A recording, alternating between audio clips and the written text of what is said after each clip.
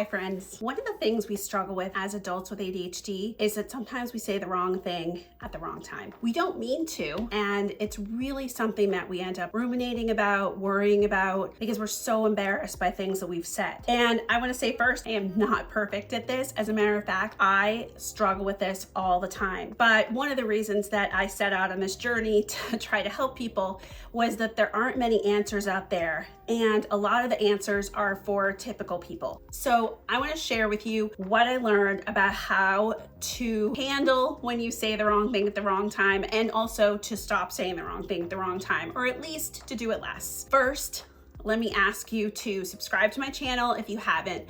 Hit the like button. So this video was inspired because I was reading comments and I had the realization that people are really struggling with this, and I have some answers.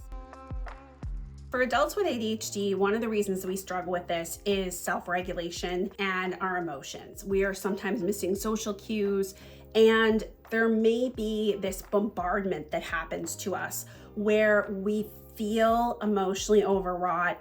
We're flooded with emotion, we're flooded with stimuli in an environment, and we just stop being able to interpret and read all the social cues, which means we miss something and then we make a social faux pas. So I want to first talk about self-compassion, because we aren't typical. This is something we struggle with, and I don't want anybody to talk to themselves the way I know we do, because I read your comments and I've been in this community for a long time, and I know we often don't practice self-compassion. So one of the first things I want to ask you to think about is how we could be kinder to ourselves and have more of that self-talk that says, hey, I'm working on this. This is not easy for me. And to give yourself a little bit of a break.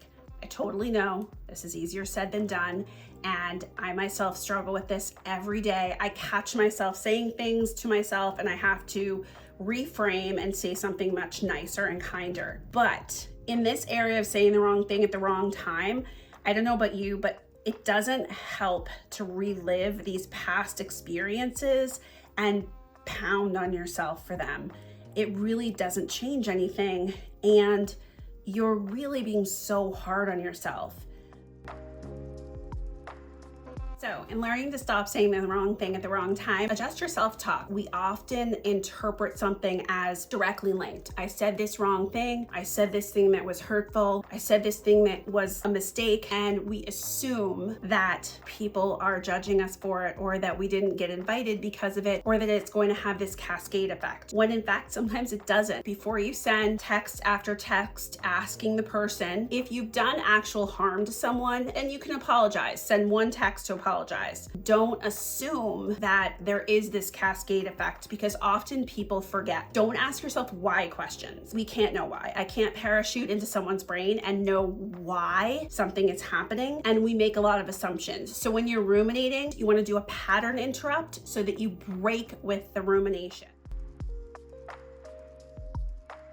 You want to make sure that as you start entering situations, you identify a learning mindset. This is not perfect. I'm learning, I'm practicing, I'm trying new things, I'm trying out the techniques that Caroline presented in the video. A learning mindset means you make mistakes, you learn from them. There is no assumption that everything is going to reset and things will be perfect. A learning mindset is where, think about anything you learned, you make mistakes. You know you're going to make mistakes. I think that having that mindset and then having that self-talk really kind of makes it easier for us, because then my mindset isn't, I should already know this should be easier for me, which you want it to be easier, but it's not always easier, right?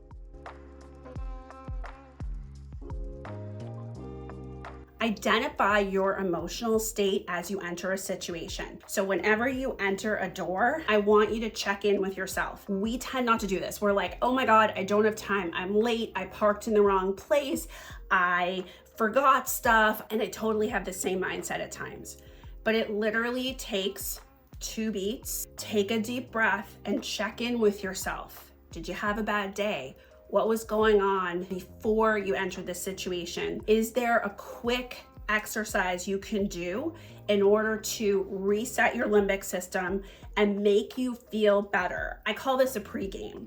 And one of the best techniques that I have ever found for myself is called havening. It's an emerging technique, and the science and the studies are coming out rapidly. And what it does is it uses electromagnetic waves in your body, very similar to an EMDR, but it is free, and it allows you to calm your system. Think of yourself as an elevator. And when you get to that party and you're late and you're running, your elevator's all the way at the top. What we need to do is bring your elevator down. Havening is one of the best techniques I've found. You go like this, you can go like this, and it calms me down. The other one is a deep breath.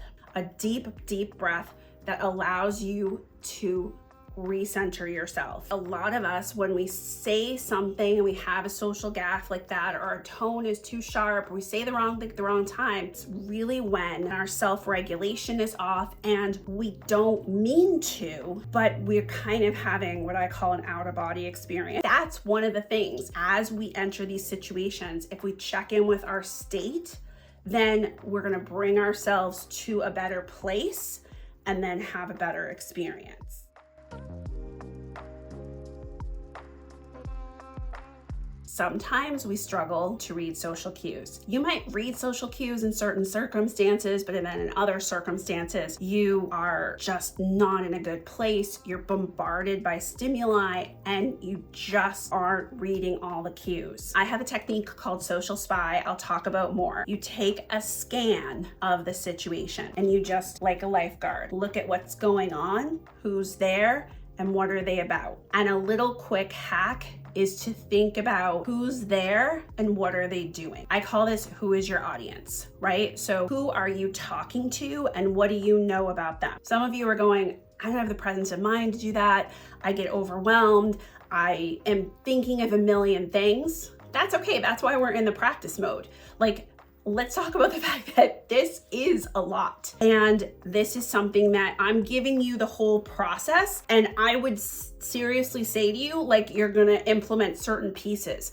But what I want to give people are answers and things that I've found over the past 18 years and I've given to hundreds of people and that it's worked. And having that spy moment where you subtly scan the environment, notice who's there, what they're doing, what's the situation, what's going on, in order to avoid the social faux pas that sometimes happen. But I am not saying that this is going to happen all at once or that this is easy. We all have good days and then we have not so good days. And then we try again tomorrow.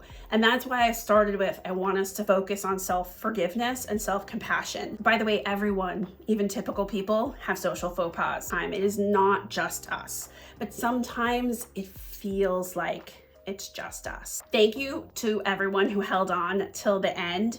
If you haven't subscribed and hit the like button, please do. Please let me know in the comments if these things worked for you. If this resonates with you, do you struggle with this? I certainly do. And I work on it every day. And I have tried really hard to talk to myself with compassion.